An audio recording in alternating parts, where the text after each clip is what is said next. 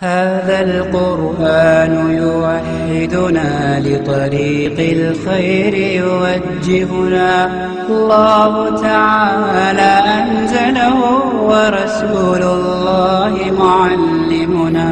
الله وبركاته. الحمد لله رب العالمين، والصلاة والسلام على نبينا وحبيبنا وقدوتنا وإمامنا محمد وعلى آله وصحبه أجمعين. يقول الله سبحانه وتعالى في كلامه المجيد: أعوذ بالله السميع العليم من الشيطان الرجيم، بسم الله الرحمن الرحيم. يا أيها الذين آمنوا اتقوا الله وابتغوا إليه الوسيلة وجاهدوا في سبيله لعلكم تفلحون. فقال تعالى في مقام آخر: أولئك الذين يدعون يبتغون إلى ربهم الوسيلة أيهم أقرب ويرجون رحمته ويخافون عذابه إن عذاب ربك كان محذورا. میرے بھائیو، اب تک میں نے آپ کے سامنے مسجد نبوی شریف اور پیارے نبی صلی اللہ علیہ وسلم اور صحابین رضی اللہ عنہما ان تینوں کی قبروں کی زیارت کے متعلق 13 مسائل پیش کیے. آج میں انشاءاللہ 14واں مسئلہ آپ کے سامنے رکھنا چاہ رہا ہوں.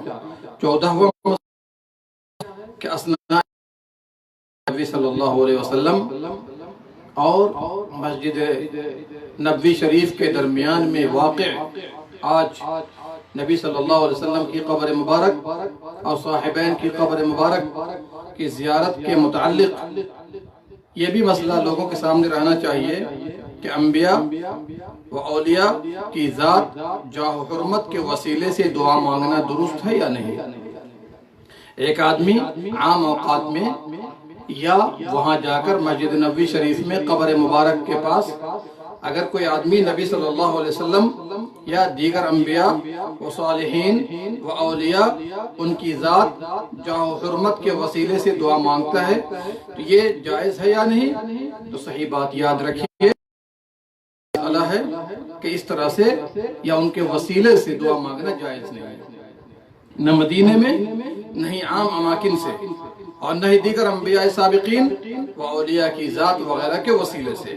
یہ شرک کی جڑ ہے اور بسا اوقات شرک اکبر کا سبب بن سکتا ہے، جو نبی اکرم صلی اللہ علیہ وسلم سے احادیث صحیحہ میں اور نہ ہی صحابہ اکرام رضی اللہ عنہم اجمعین سے ثابت ہے.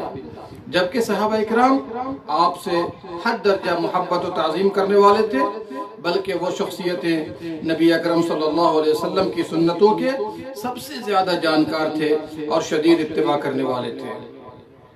یقیناً صحابہ اکرام آپ صلی اللہ علیہ وسلم کی زندگی میں جب تک آپ بقائد حیات تھے آپ کے پاس آتے، آپ سے التجا کرتے کہ اے نبی صلی اللہ علیہ وسلم آپ اللہ سے دعا فرما دیجئے. آپ صلی اللہ علیہ وسلم ان کے ڈیمانڈ کو، ان کے طلبات کو منظور فرما کر باری تعالیٰ سے دعا فرماتے.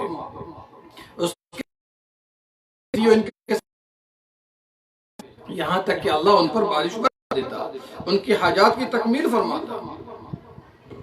ان مثالوں میں سے ایک قصہ دیہاتی کا جمعہ کے روز اثناء خطبہ مسجد میں آنا اور آپ صلی اللہ علیہ وسلم کے سامنے زبون حالی و جانی مالی پریشانی کا ذکر کرنا اور آپ صلی اللہ علیہ وسلم سے بارش طلبی کے لیے دعا کی التجا کرنا. یہ روایت معروف ہے بخاری کے حوالے سے. اور بھی مثالیں دیکھنی ہو تو التوسل انواعہ و احکامہ علامہ البانی کی جا کر دیکھ لیجئے. صلی اللہ علیہ وسلم وفات پا گئے اور رفیق اعلیٰ سے جا ملے تو صحابہ اکرام رضی اللہ عنہم نے نبی اکرم صلی اللہ علیہ وسلم کا وسیلہ ترک کر دیا. اور کیسے ترک نہیں کرتے؟ اس لیے کہ نبی صلی اللہ علیہ وسلم اپنے رب سے دعا فرماتے تھے. اب وہ رب سے کیسے دعا کریں گے جبکہ وہ خود آسمان و زمین کے پروردگار سے جا ملے؟ یہ واضح رہے کہ انسان کی وفات کے بعد اس کے عملوں کا سلسلہ چاہے وہ دنیاوی اعمال ہو یا اخروی اعمال منقطع ہو جاتا ہے سوائے چند چیزوں کے، جیسا کہ نبی صلی اللہ علیہ وسلم نے فرمایا اذا مات الانسان، جب انسان جاتا ہے انقطع عملہ الا من ثلاث، تو ان کے عملوں کا سلسلہ منقطع ہو جاتا ہے سوائے تین چیز کے اور یہ روایت مسلم کے اندر ہے۔ کیا پتہ چلا کہ صحابہ کرام رضی اللہ عنہم اگر نبی صلی اللہ علیہ وسلم کی حیات مبارکہ میں ان کی ذات کا وسیلہ پکڑتے تو وفات کے بعد اس وسیلے کو کبھی نہ چھوڑتے، جبکہ بہت سارے صحیح اور صریح دلائل موجود ہیں جو اس بات کو ثابت کرتے ہیں کہ صحابہ کرام رضی اللہ عنہم نے پیارے نبی صلی اللہ علیہ وسلم کی وفات کے بعد آپ کا وسیلہ پکڑنا ترک کر دیا تھا۔ آئیں ایک واضح کشمس امام بخاری رحمۃ اللہ علیہ نے اپنے صحیح بخاری کے اندر انس رضی اللہ عنہ سے روایت کی ہے کہ عمر بن خطاب رضی اللہ عنہ کے زمانے میں جب قحط پڑا کرتا تو عباس رضی اللہ عنہ کے وسیلے سے بارش کی دعا کرتے اور فرماتے الہی پہلے ہم نبی اکرم صلی اللہ علیہ وسلم کا وسیلہ پکڑا کرتے تھے تو ہم پر ابر رحمت برساتا تھا، اب ہم اپنے نبی کے چچا کے وسیلے سے تجھ سے پانی کی دعا کرتے ہیں تو ہم پر بارش برسا دے۔ راوی انس کہتے ہیں اس دعا سے یہ روایت بخاری کے اندر ہے، حدیث نمبر 954 اور حدیث نمبر 3434۔ قارئین کرام، سامعین کرام، ناظرین کرام، مذکور ابالا عمر بن خطاب رضی اللہ عنہ کی صحیح اور صریح حدیث دوبارہ پڑھیں، غور کریں اور دیکھیں کہ صحابہ کرام نے آپ کی وفات کے بعد پیارے نبی صلی اللہ علیہ وسلم کا وسیلہ پکڑنا ترک کر دیا تھا کیونکہ وہ ممکن نہیں۔ اس بنا پر عمر فاروق رضی اللہ عنہ جو اصلی عربی جنہوں نے نبی صلی اللہ علیہ وسلم کی صحبت اختیار کی، اکثر احوال میں آپ کے ساتھ رہے، آپ کو پہچانا جس طرح معرفت کا حق ہے، دین کو باقاعدہ سمجھا، قرآن نے کئی مقامات پر آپ کے اشارے پر اللہ تعالیٰ نے آیتیں نازل فرمائی اور آپ رضی اللہ عنہ خلیفہ دوم ہیں اور سارے انبیاء و ابو بکر رضی اللہ عنہ کے بعد اولیاء کرام کے سردار ہیں۔ اگر آپ کی وفات کے بعد کوئی نبی ہوتا تو عمر فاروق ہوتے، جیسا کہ صحیح حدیث میں وارد ہے۔ عمر رضی اللہ عنہ ممکن اور جائز وسیلہ کی طرف پلٹے اور عباس رضی اللہ عنہ کا انتخاب فرمایا۔ ایک ناحیے سے نبی صلی اللہ علیہ وسلم کی رشتہ داری دیکھی، دوسری طرف عباس کا صلاح دین و تقوی کو مد نظر رکھا، ان سے طلب کیا کہ آپ لوگوں کے لیے بارش کی دعا کریں۔ عباس رضی اللہ عنہ نے اللہ جل شانہ سے دعا کی، وہ دعا جو عباس نے عمر فاروق رضی اللہ عنہ کی طلب پر کی تھی، اسے حافظ ابن حجر رحمۃ اللہ علیہ نے فتح الباری شرح بخاری میں نقل کی ہے۔ کیا دعا تھی وہ، ذرا وہ دعا بھی دیکھ لیجئے۔ اللہم انہ لم ینزل بلاء الا بذنب ولم یکشف الا بتوبہ وقد توجہ القوم بی الیک لمکان وهذه أيدينا إليك بالذنوب ونواصينا إليك بالتوبة فاسقنا الغيث۔ اے اللہ گناہوں کے سبب بلا و مصیبت کا نزول ہوتا ہے اور توبہ کے سبب یہ مصائب دور کی جاتی ہیں۔ قوم میرے ذریعے تیری طرح متوجہ ہوئی، جو میری قرابت تیرے نبی سے ہے، جو میری قرابت تیرے نبی سے ہے، یہ ہمارے ہاتھ گناہوں سے بوجھل ہیں اور ہماری پیشانی توبہ کے ذریعے تیری طرف متوجہ ہے۔ اے اللہ تو ہم پر بارش برسا دے۔ یہ کون دعا؟ نبی صلی اللہ علیہ وسلم کے چچا محترم عباس رضی اللہ عنہ نے دعا کی۔ اللہ اکبر۔ اس کے بعد موسلادھار بارش ہوئی، زمین سرسبز شاداب ہو گئی اور لوگ سیراب ہو کر زندگی گزارنے لگے۔ اس دعا میں واضح دلیل ہے، بلکہ ان لوگوں پر رد بھی ہے جو کہا کرتے ہیں کہ عمر فاروق نے عباس کی ذات کا وسیلہ پکڑا نہ کہ دعا کا۔ میرے بھائی اگر معاملہ ایسا ہوتا تو عباس رضی اللہ عنہ کے پاس جانے التجا کرنے کی کوئی ضرورت ہی نہ تھی اور پھر عباس رضی اللہ عنہ کھڑے نہ ہوتے اور اللہ سے دعا نہ کرتے۔ عمر فاروق رضی اللہ عنہ اور ان کے سوا کسی صحابی کے لیے جائز نہیں کہ نبی کا وسیلہ چھوڑ دیں اور اس سے انحراف کریں اگر وفات کے بعد پیارے نبی کا وسیلہ جائز و ممکن ہوتا اور عباس رضی اللہ عنہ یا ان کے علاوہ کسی اور کی طرف مائل ہو۔ یہ بات بھی عقل میں نہیں آتی کہ عباس رضی اللہ عنہ کا وسیلہ پکڑنا اگر غلط ہوتا تو صحابہ اکرام رضی اللہ عنہم عمر برقرار نہ رکھتے، انکار کرتے، جبکہ کسی نے بھی انکار نہ کیا۔ اس لیے کہ نبی صلی اللہ علیہ وسلم کے وسیلے سے انحراف اور ان کے غیر کی طرف میلان بالکل ویسے ہی ہے جیسے نماز میں نبی اکرم صلی اللہ علیہ وسلم کی اقتداء، اس سے انحراف ہو کر دوسرے کسی کی طرف مائل ہو کر اقتداء کی جائے۔ صحابہ کرام یقیناً اپنے نبی صلی اللہ علیہ وسلم جاہ و مرتبہ اور عظمت و فضیلت اس طرح جانتے اور پہچانتے تھے جہاں کوئی دوسرا نہیں پہنچ سکتا۔ ان حقائق کے پیش نظر یہ مسئلہ کا شمس واضح ہو گیا کہ نبی اکرم صلی اللہ علیہ وسلم کی وفات کے بعد آپ کا وسیلہ پکڑنا شرک کی جڑ ہے اور بسا اوقات شرک اکبر ہے۔ اگر اس شخصیت میں تاثیر مانی جائے کہ وہی ایسا کر دیتے ہیں، یہ واضح رہے اگر یہ جائز ہوتا تو صحابہ اکرام پیارے نبی صلی اللہ علیہ وسلم کا وسیلہ ضرور پکڑتے، کیونکہ صحابہ کے دلوں میں نبی صلی اللہ علیہ وسلم کی یاد و محبت پیوست تھی۔ آپ کی قبر مبارک مدینے میں موجود اور وہ صحابہ کی شخصیتیں آپ کی سنت و تعلیمات کے سب سے زیادہ علم رکھنے والے تھے۔ آپ صلی اللہ علیہ وسلم کو چھوڑ کر عباس کی طرف جانا اور ان سے دعا کی درخواست کرنا اس بات کی واضح دلیل ہے کہ آپ کے دنیا سے گزر جانے کے بعد آپ صلی اللہ علیہ وسلم کی ذات اور جاہ و مرتبہ کا وسیلہ پکڑنا جائز نہیں ہے۔ اور جب پیارے نبی صلی اللہ علیہ وسلم کی وفات کے بعد ان کا وسیلہ پکڑنا جائز نہیں تو آپ کے علاوہ کسی اور فوت شدہ انبیاء و اولیاء کا وسیلہ پکڑنا کیسے جائز ہو سکتا ہے؟ اس اہم مسئلے میں اہل سنت والجماعت، صحابہ، تابعین اور ائمہ اربعہ کا یہی موقف ہے جیسا کہ ہم نے۔ ہاں، اگر کوئی نبی صلی اللہ علیہ وسلم کی محبت کا وسیلہ پکڑے، اگر کوئی نبی صلی اللہ علیہ وسلم کی محبت کا وسیلہ پکڑے تو جائز ہے، لیکن آپ کی ذات اب جاہ و مرتبہ کا وسیلہ پکڑنا جائز نہیں۔ آدمی یہ دعا نہ کرے اے اللہ نبی کے صدقہ طفیل میں قبول فرما یا نبی کے صدقے کو قبول فرما، بلکہ یہ دعا کرے اللہ نبی کی محبت کے وسیلے میں قبول فرما، یہ جائز ہے، لیکن ذات اور جاہ و مرتبہ کا وسیلہ پکڑنا جائز نہیں ہے۔ اہل سنت والجماعت کی اس افراد جو فوت شدہ انبیاء و اولیاء بالخصوص نبی اکرم صلی اللہ علیہ وسلم کی ذات اور جاہ و مرتبہ کے وسیلے کو جائز قرار دیتے ہیں تو بعض اعتراضات و شبہات پیش کرتے ہیں اپنے غلط عقیدے اور منحرف رائے کو تقویت پہنچانے کے لیے، اس کے ذریعے عوام و جہال کو یہ سمجھا سکیں کہ ہمارے دلائل صحیح ہیں اور ان پر اصل معاملہ غلط ملت کر دیتے ہیں۔ در حقیقت ان کے اعتراضات بے جا، دلائل ضعیف و موضوع، ان کے شبہات مکڑی کے گھر کے مانند ہیں۔ نیز وہ بعض خوابوں کے قصے اور عقلی مثالیں پیش کرتے ہیں، ان میں سے یہ بھی کہہ دیتے ہیں کہ اللہ تک پہنچنے کے لیے نبی کا واسطہ ضروری ہے، جیسے پرائم منسٹر کے پاس جانے کے لیے منسٹر کی ضرورت پڑتی ہے، چھت پر جانے کے لیے سیڑھی کی ضرورت پڑتی ہے۔ میرے بھائیو، یاد رکھیے مثال باطل ہے اور اس سے اللہ رب العالمین کی عظمت داغدار ہوتی ہے۔ دنیا کے بادشاہ ہماری نہیں سنتے، اس لیے وزیر کی ضرورت پڑتی ہے واسطے کے لیے، جبکہ اللہ تعالیٰ زیادہ قریب ہے اور وہ ہمارا سنتا اور قبول کرتا ہے۔ لہذا یہ قیاس باطل ہے، باطل۔ اللہ کی عزت داغدار ہوتی ہے اور نبی صلی اللہ علیہ وسلم کے اور امام ابو حنیفہ رحمہ اللہ نے فرمایا، امام ابو حنیفہ رحمہ اللہ کی بات کو یاد رکھیے، من شبہ اللہ بخلقہ فقد کفر۔ امام ابو حنیفہ رحمۃ اللہ علیہ فرماتے ہیں، اللہ ان پر کروڑوں رحمت نازل فرمائے، کیا کہا انہوں نے؟ جو اللہ کی مشابہت مخلوق سے دے اس نے کفر کیا، اس نے کفر کیا۔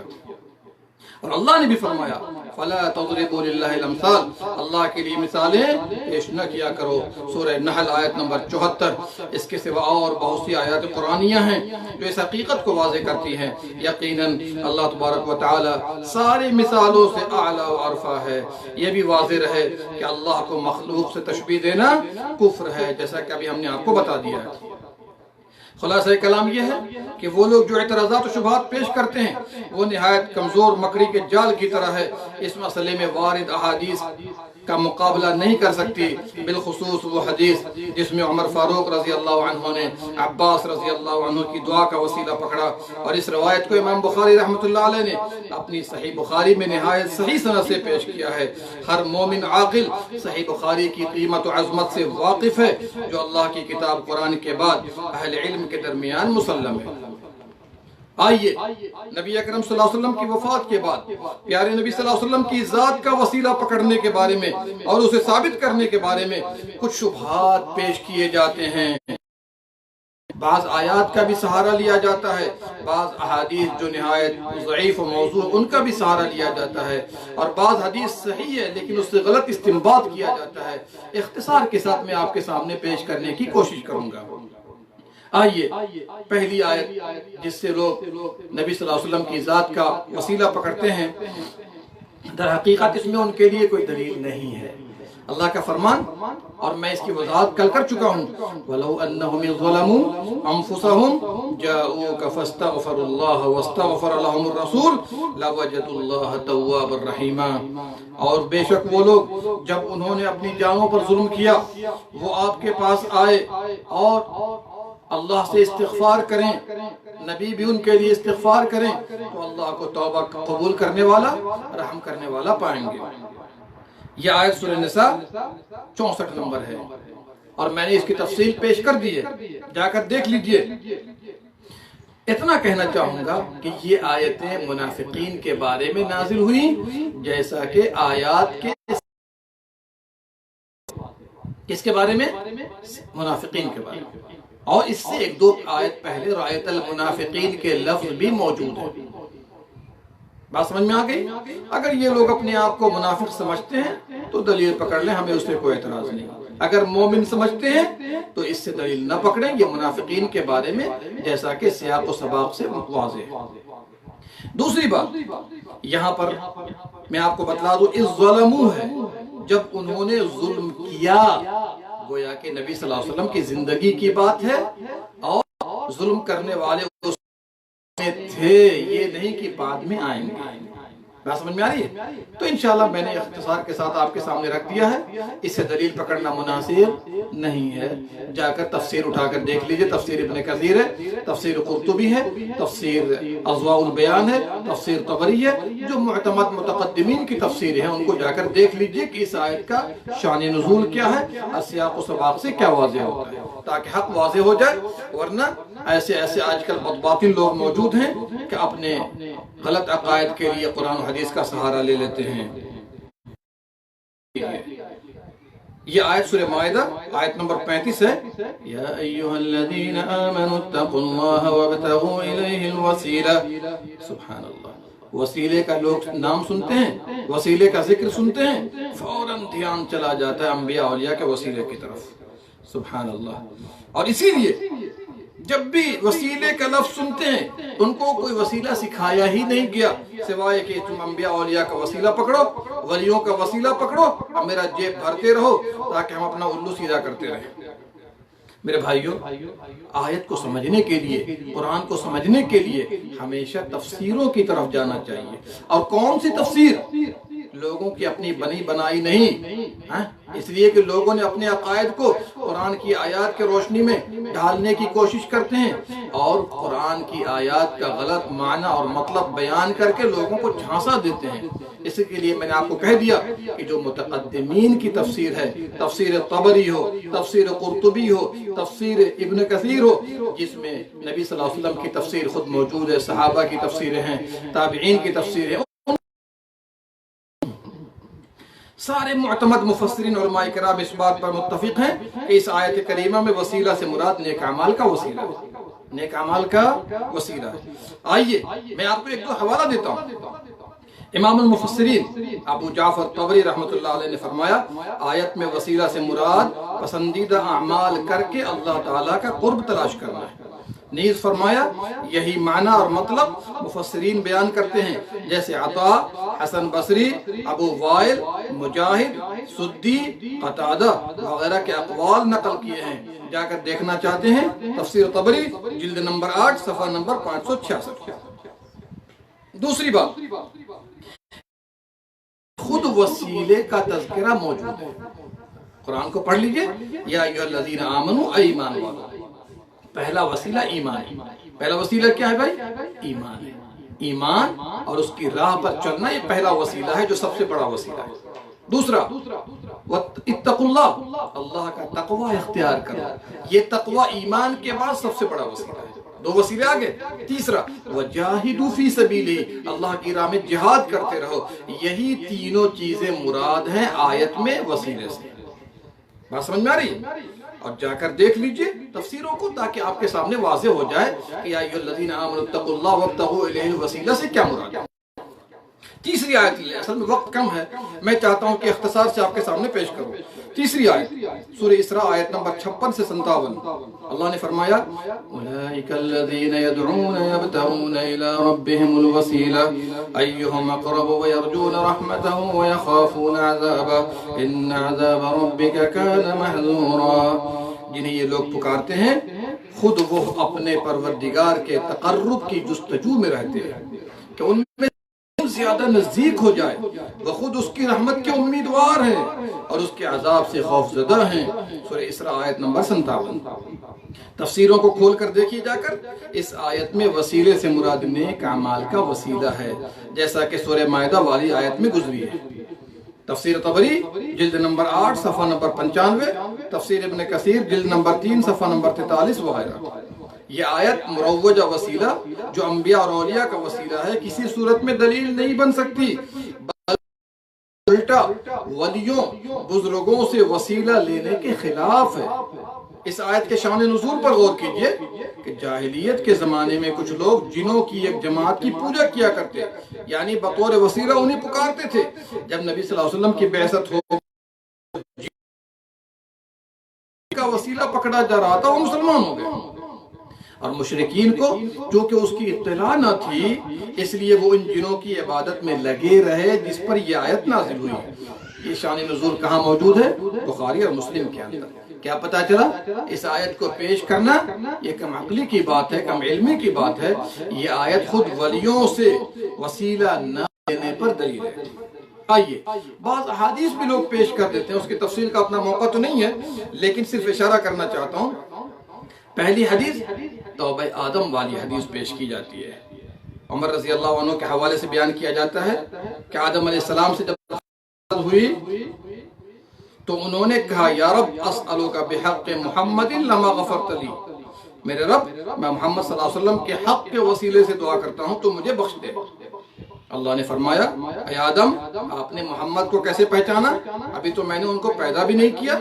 آدم نے کہا اے رب جب تو نے مجھے پیدا کیا میں نے اپنا سر اٹھایا تو عرش کے پایوں پر لکھا ہوا دیکھا لا الہ الا اللہ محمد رسول اللہ، جس سے میں نے جان لیا تو اپنے نام کے ساتھ صرف اسی کا اضافہ کر سکتا ہے جو تیری مخلوق میں سب سے زیادہ محبوب ہو۔ اللہ نے فرمایا آدم آپ نے سچ کہا، میری مخلوق میں سب سے زیادہ محبوب ہیں وہ محمد صلی اللہ علیہ وسلم۔ جب آپ نے ان کے حق کے واسطے سے دعا کی تو میں نے آپ کو معاف کر دیا، اگر محمد نہ ہوتے میں آپ کو پیدا نہ کرتا۔ یہ روایت اس کی حقیقت معلوم نہیں ہے، لوگ پیش تو کرتے ہیں لیکن انصاف ڈال دیتے ہیں، حق کو چھپا لیتے ہیں۔ یہ روایت کہاں ہے؟ معجم طبرانی صغیر کے اندر، معجم طبرانی اوسط کے اندر، مستدرک حاکم کے اندر۔ یہ حدیث عام طور پر لوگ ذات کے وسیلے پر پیش کرنے کے بارے میں یہ دلیل پیش کرتے ہیں، حالانکہ آپ کو معلوم ہے یہ حدیث کیسی ہے؟ حدیث موضوع ہے، من گھڑت۔ یا سبحان اللہ، یقیناً اللہ کے رسول صلی اللہ علیہ وسلم کا فرمان نہیں، بلا جھجک کہا جا سکتا ہے کہ علماء محققین اور محدثین کے نزدیک بالاتفاق باطل ہے۔ کیوں باطل ہے؟ اس کی وجہ بھی جان لیجئے۔ اس کی سند میں ایک راوی ہے جس کا نام عبد الرحمن بن زید بن اسلم ہے، عبد الرحمن بن زید بن اسلم ہے، جس پر محدثین کا کلام بھی سن لیجئے۔ امام ذہبی رحمۃ اللہ علیہ نے تلخیص المستدرک میں اس کو موضوع اور میزان الاعتدال میں باطل قرار دیا ہے۔ حافظ ابن حجر رحمۃ اللہ علیہ نے لسان المیزان جلد نمبر 3 صفحہ نمبر 360 میں امام ذہبی رحمۃ اللہ علیہ کی مطابقت کی ہے، موافقت کی ہے۔ شیخ الاسلام ابن تیمیہ رحمہ اللہ نے اسے موضوع اور بے بنیاد قرار دیا ہے۔ علامہ حیثمی رحمۃ اللہ علیہ نے مجمع الزوائد جلد نمبر 8 صفحہ نمبر 353 کے اندر، اور علامہ البانی نے سلسلہ حدیث الضعیفہ 25 نمبر حدیث میں اس کو موضوع بتایا ہے۔ کیا پتہ چلا کہ محدثین کے نزدیک اس کی کوئی حیثیت نہیں ہے۔ یہ تو خیر سند کی بات ہوئی نا۔ بعض لوگ کہیں گے کہ بھئی ہمیں سند نہیں معلوم ہے۔ آئیے میں آپ کو متن کی خرابی پیش کر دیتا ہوں۔ صحیحہ پر غور کرنے سے بخوبی واضح ہو جاتا ہے کہ آدم علیہ السلام کی خطا ان کے استغفار اور توبہ کی وجہ سے معاف ہوئی ہے، جو استغفار کے کلمات انہوں نے رب سے سیکھے تھے۔ بھئی آپ نے قرآن میں پڑھا ہے فَتَلَقَّى آدَمُ مِن رَبِّهِ كَلِمَاتٍ فَتَابَ عَلَيْهِ، سورہ بقرہ آیت نمبر 31۔ آدم علیہ السلام نے اپنے رب سے چند کلمات سیکھے تو اللہ نے ان کی توبہ قبول کی۔ یہ سورہ بقرہ کی آیت ہے۔ آیت بتاتی ہے کہ اللہ تعالیٰ نے آدم علیہ السلام کو سکھایا، آدم نے رب سے کلمات سیکھے، اور جعلی حدیث موضوع حدیث بتاتی ہے کہ عرش کے پایا پر دیکھا لکھا ہوا۔ اب بتائیے قرآن کی بات صحیح یا حدیث کی بات صحیح جو حدیث میں موضوع اور من گھڑت ہے؟ اور کیا کلمات تھے؟ قرآن نے اس کو بھی کہہ دیا، ربنا ظلمنا انفسنا وان لم تغفر لنا وترحمنا لنكونن من الخاسرین۔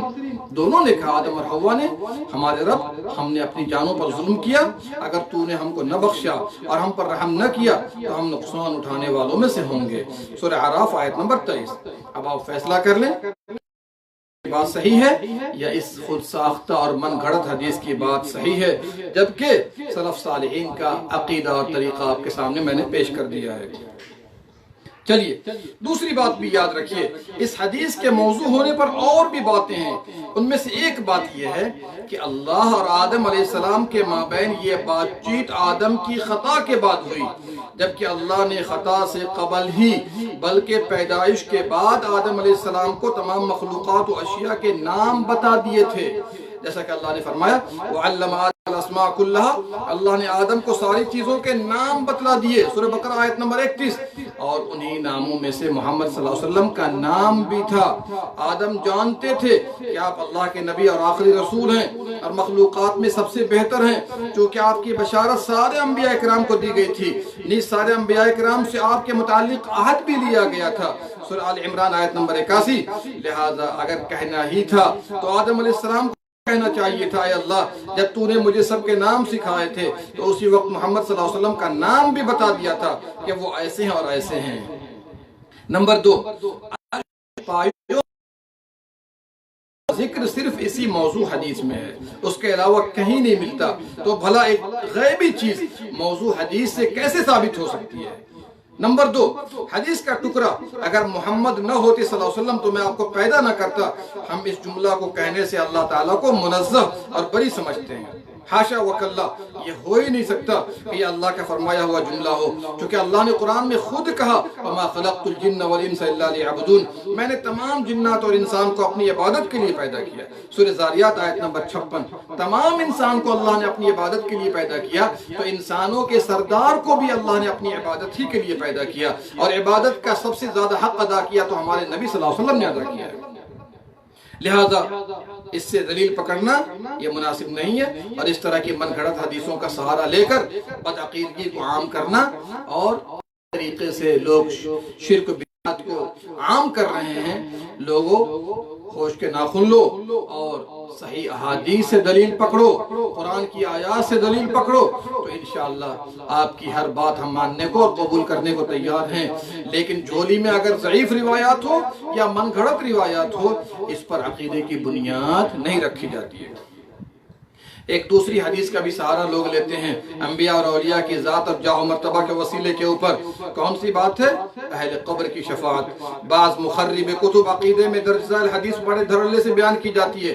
آپ صلی اللہ علیہ وسلم کا فرمان لوگ نقل کرتے ہیں، کیا اذا تحیرتم فی الامور فعلیکم باہل القبور، جب تم کاموں میں حیران ہو جاؤ تو قبر والوں سے مدد طلب کرو۔ یا سبحان اللہ، یہ حدیث بے اتفاق علماء جھوٹی اور من گھڑت ہے۔ حدیث کی کسی بھی کتاب میں اس کا ذکر نہیں، اور نہیں کسی بڑی عالم نے اس کا ذکر کیا ہے۔ شرک و بت پرستی کی بو اس سے صاف ظاہر ہوتی ہے، لہذا یہ بے بنیاد باتیں پیش کرنا مناسب نہیں۔ جبکہ قرآن کیا کہتا ہے؟ قرآن کہتا ہے أَمَّن يُجِيبُ الْمُضْطَرَّ إِذَا دَعَاهُ وَيَكْشِفُ السُّوءَ وَيَجْعَلُكُمْ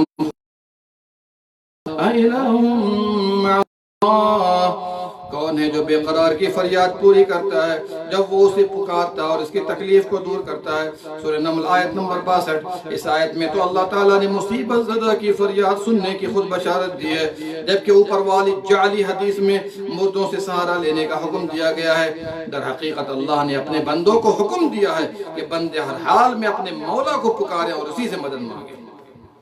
آئیے ایک تیسری حدیث بھی لے لیجئے۔ جاہ رسول کا وسیلہ پکڑنے والے اس حدیث کو بھی پکڑتے ہیں، جبکہ اس کو حدیث کہنے میں بھی مجھے تأمل ہے۔ کیا کہتے ہیں؟ توسلوا بجاہی فإن جاہی عند اللہ عظیم، میرے جاہ و مقام سے وسیلہ پکڑا کرو، میرا مقام بہت بلند ہے۔ یا ان الفاظ میں بھی ہے اذا كانت لكم عند الله حاجہ فصلوه بجاہی، جب تمہیں کوئی حاجت ہو تو تم اللہ سے بذریعہ میری جاہ مانگا کرو۔ اس روایت کو حدیث رسول کہتے ہوئے قرات معلوم ہوتی ہے۔ ساری امت اس حدیث سے غافل رہی ہے۔ اس حدیث کو وہی بدعتی حضرات پیش کیا کرتے ہیں جو مخلوقات کی ذات کا وسیلہ لینے کے قائل اور اس پر عامل ہیں۔ بلا شبہ نبی صلی اللہ علیہ وسلم کا مرتبہ مقام اللہ کے نزدیک بہت بلند اور عظیم ہے، لیکن اس کا وسیلہ لینا اور بات ہے۔ ثبوت کے لیے اس حدیث کا صحیح ہونا ضروری ہے، جبکہ علماء و محدثین فرماتے ہیں اس حدیث کی کوئی اصل نہیں اور نئی حدیث کی کتابوں میں ذکر ہے۔ آلوسی حنفی رحمۃ اللہ علیہ اپنی کتاب تفسیر روح المعانی میں تحریر فرماتے ہیں، نہ تو اس حدیث کو کسی عالم نے روایت کیا ہے اور نہ ہی کتب حدیث میں اس کا تذکرہ کہیں ملتا ہے۔ دیکھ لیجئے روح المعانی جلد نمبر 6 صفحہ نمبر 137۔ ایک اور بات لے لیجئے، اس کے بعد انشاءاللہ میں اپنی بات کو مکمل کروں گا۔ یہ موضوع بڑا طویل ہے اور کسی موقع پر انشاءاللہ تفصیل سے پیش کیا جائے گا، لیکن یاد رکھیے ایسی حدیث میں انبیاء اور اولیاء کی ذات کا وسیلہ پکڑنے پر کوئی دلیل نہیں ہے اور نہ قرآن کی آیات میں ہے، جبکہ اس کے مقابلے میں صحیح باتیں میں نے آپ کے سامنے دلائل کی روشنی میں رکھ دی ہے۔ چوتھی بات لوگ کیا پیش کرتے ہیں؟ حجرہ مبارکہ پر روشن دان کھولنے کا واقعہ۔ ابو الجوزہ بیان کرتے ہیں کہ ایک بار اہل مدینہ سخت قحط سالی سے دوچار ہوئے، اور یہ حدیث میں نے پیش کر دی ہے، جا کر دیکھ لیجئے گا تفصیل سے۔ جب میں نے گنبد خضرا پر روشن دان اور کھڑکی کی بات اور اس کی حقیقت پیش کی ہے تو اس حدیث کو میں نے وہاں تفصیل سے پیش سن لیجئے۔ ایک بار اہل مدینہ سخت قحط سالی سے دوچار ہوئے، لوگوں نے آ کر عائشہ رضی اللہ عنہ سے شکایت کی تو آپ نے فرمایا اللہ کے رسول کی قبر مبارک اور آسمان کے بیچ ایک ایسا روشن دان کھول دو جس سے آسمان نظر آئے، حتیٰ کہ آسمان اور قبر مبارک کے بیچ کوئی چیز حائل نہ ہو۔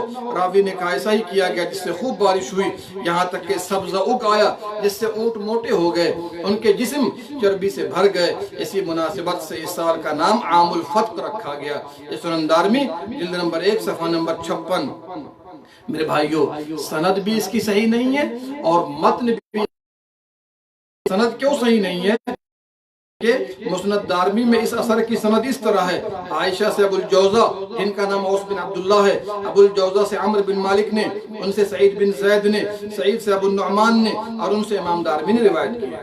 ابو الجوزہ خود ثقہ ہیں، لیکن دو وجوہ کے بنا پر عائشہ رضی اللہ عنہا سے ان کی روایت پر کلام ہے۔ پہلی بات، وہ بکثرت ارسال کرتے ہیں۔ ارسال کس کو کہتے ہیں؟ جس راوی سے سنا ہے اسے حذف کر کے اس کے اوپر والے راوی کو اپنا استاد ظاہر کیا ہے۔ نمبر 2، ان کی ملاقات عائشہ رضی اللہ عنہا سے ثابت نہیں ہے، جیسا کہ امام بخاری نے اس کے متعلق صراحت کی، جا کر دیکھ لیجئے الکامل الضعفاء جلد نمبر 1 صفحہ نمبر 402، التہذیب ابن حجر کی جلد نمبر 1 صفحہ نمبر 384۔ سعید بن زید بھی ضعیف راوی ہے۔ ابو النعمان محمد بن فضل جن کا لقب عارم ہے، یہ ثقہ راوی ہے، لیکن آخری عمر میں ان کا حافظہ خراب ہو گیا تھا اور یہ نہ معلوم ہو سکا کہ امام دارمی نے ان سے حافظہ بگڑنے سے پہلے روایت کی ہے یا بعد میں، لہذا ان کی روایت مقبول نہیں ہے۔ اب آئیے کیا خلاصہ نکلا؟ حدیث حد درجہ کمزور ہے۔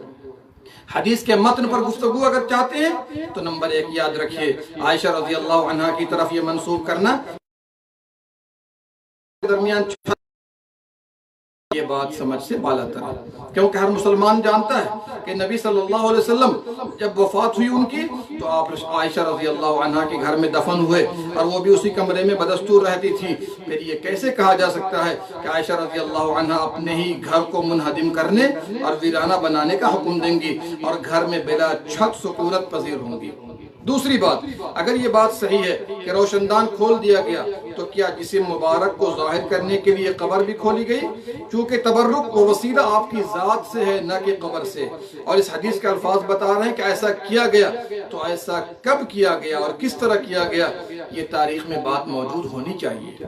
تیسری بات، اگر جسم اطہر کو کھولتے ہی بارش ہو جایا کرتی تو جب آپ بقید حیات تھے اس وقت آپ کا جسم اطہر آسمان کے سامنے کھلی فضا میں موجود تھا، جبکہ لوگوں کے مال و اسباب قحط کے سبب تباہ ہو رہے تھے، لیکن اس کے سبب بارش نہیں ہوئی، بلکہ آپ صلی اللہ علیہ وسلم شہر سے باہر نکل کر میدان میں گئے اور استسقاء کی نماز پڑھائی اور تضرع و عاجزی کے ساتھ دعا کی، پھر آپ کی نماز و دعا کی برکت سے بارش ہوئی۔ چوتھی بات، عائشہ رضی اللہ عنہ کو جب یہ بارش کا نسخہ معلوم تھا، تو قحط پڑھتے ہی فوراً کیوں نہیں عمر فاروق رضی اللہ عنہ سے کہلوا دیا تھا، اور عمر فاروق نے بھی قحط کی اس پریشانی میں عوام کو خواہ مخواہ مبتلا رکھا۔ قحط پڑھتے ہی کیوں نہ جس میں اطہر کو قبر سے جھڑو روشن دان کے ذریعے کھلی فضا کے سامنے لا کر رکھ دیا۔ آخر کیا وجہ تھی کہ انہوں نے اس نسخے کو استعمال نہیں کیا، اور آپ نے خود بھی لوگوں کو استسقاء کی نماز کیوں پڑھائی؟ بغیر پڑھائے اور دعا کے بارش ہونی چاہیے تھی۔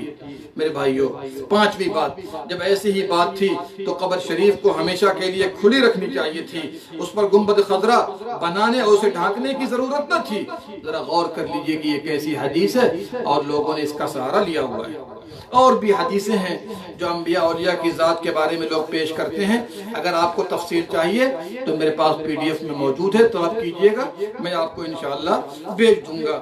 لیکن یہاں پر ایک بات میں کہتا چلوں آپ کو کہ اسلام میں دو طرح کے وسیلے ہیں۔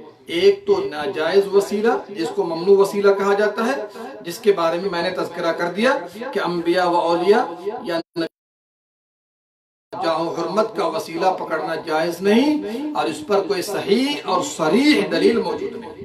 دو باتیں ہیں نا، صحیح ہو صریح ہو، ہمیں ماننے میں کوئی پریشانی نہیں۔